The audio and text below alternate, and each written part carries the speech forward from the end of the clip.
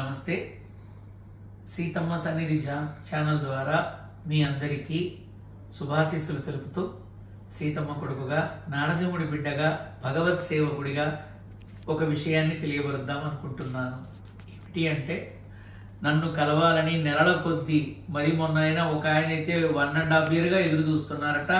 తను వచ్చినప్పుడు నేను దొరకట్లేదుట, నేనున్నప్పుడు తను రాలేకపోతున్నాడట. ఇట్లా చాలామంది, ఎంతోమంది అడుగుతున్నారు. అంటే దానికి కారణం ఏంటంటే తక్కువ ఫీజు కావచ్చు, రెండోది చెప్పినవి జరగటం వల్ల కావచ్చు.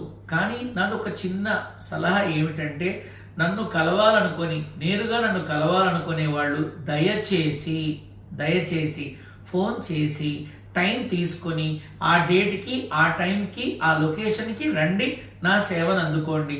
టైము అంటే అపాయింట్మెంట్ లేకుండా నాకు తెలుసు అనే ఒక మాటతో నన్ను కలవాలని మీరు ప్రయత్నం చేస్తే రావచ్చు. కానీ ఇచ్చిన అపాయింట్మెంట్స్ అన్నీ పూర్తయిన తరువాతే కలుస్తా.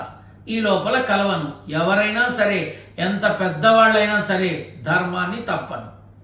సమయ అనేది ఒకసారి నిర్ణయించబడి అపాయింట్మెంట్ ఇవ్వడం అనేది జరిగితే మాత్రం అది తప్పకుండా పూర్తి చేస్తా. లేదా సమయం తీసుకుని అపాయింట్మెంట్ ఇస్తా. నెలల తరబడి నేను ఇంకా గడచిన అక్టోబరు, నవంబరు, సెప్టెంబరు వాళ్ళని కూడా ఇంకా నేను కలవలేనంత స్థితిలో ఉన్నా.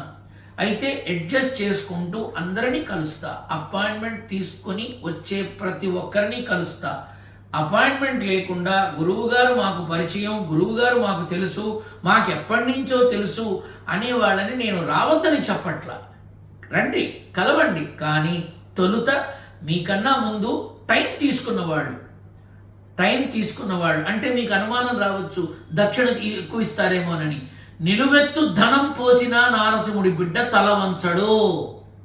నా సేవని గౌరవించి అవమానపరచకూడదనే భావనతో ఈ రుసుము, ఈ ఫీ అనేది ఉంది తప్ప, నువ్వు 50,000 ఇస్తా, 1,00,000 ఇస్తా అన్నంత మాత్రాన అప్పటికప్పుడు నువ్వు రా నా దగ్గరికి అనడము, నేను వస్తానని చెప్పడము నేను బ్రతికుండగా జరగదు.